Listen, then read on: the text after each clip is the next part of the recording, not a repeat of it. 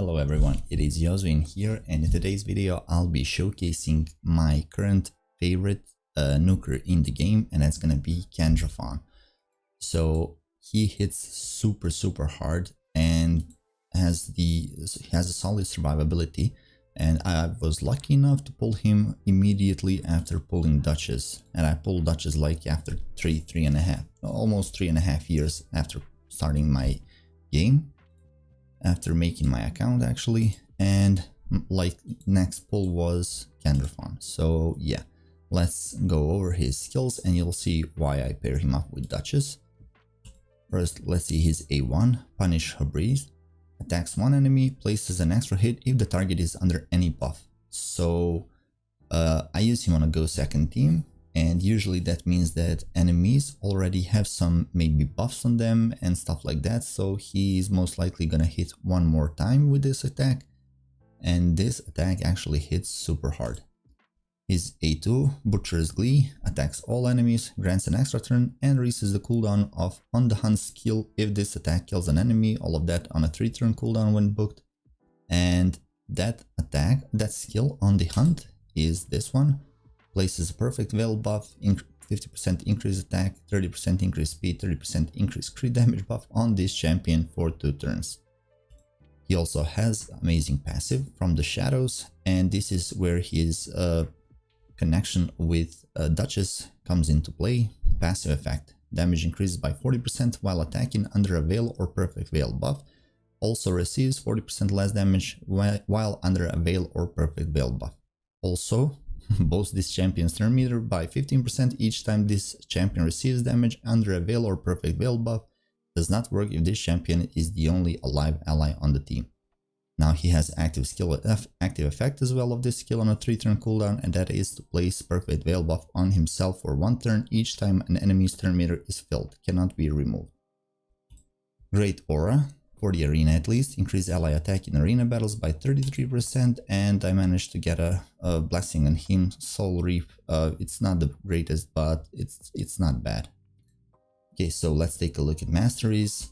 This is how most of Masteries on my account look like actually.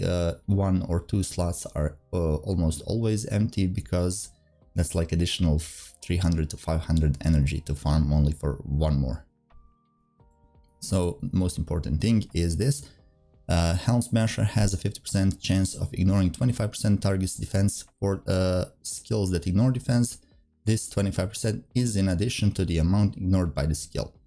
This also works with sets, so Savage set, Cruel set, both of them will be ignoring a lot more defense. So actually having a chance to ignore more defense, so yeah. Let's take a look at his stats.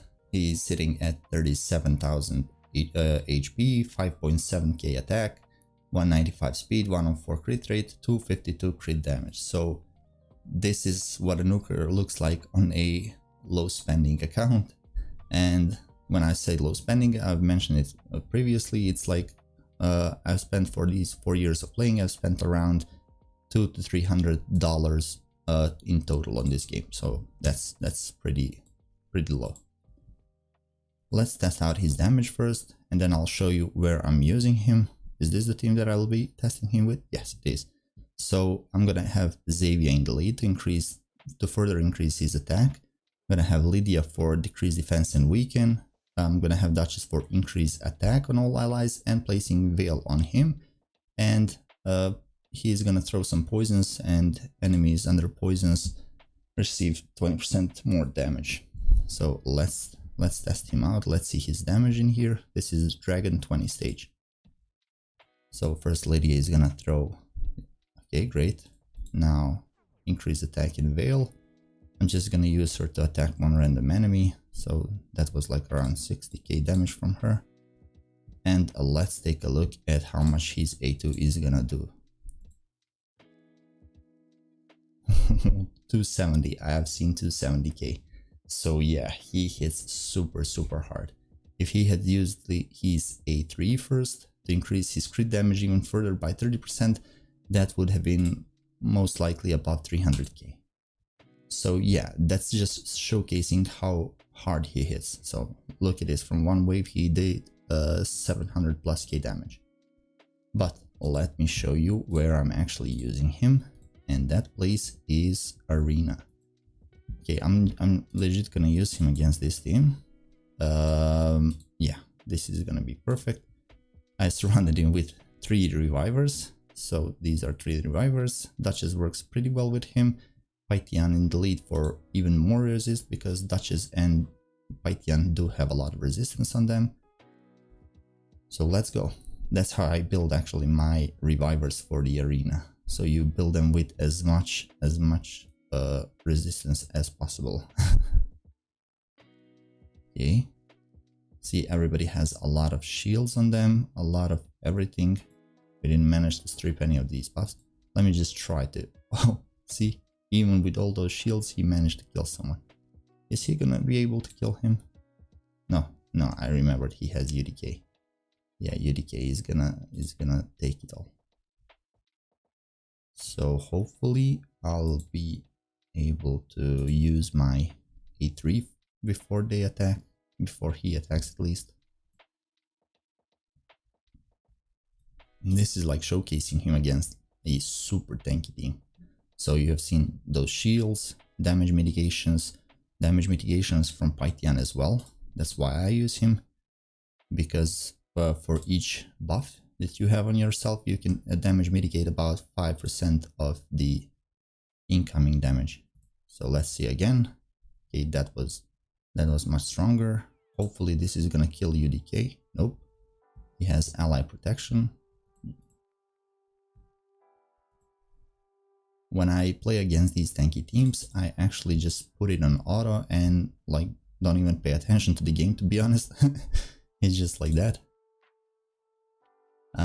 He still has ally protection. Let's further boost ourselves. They're gonna heal up quite a bit because of these.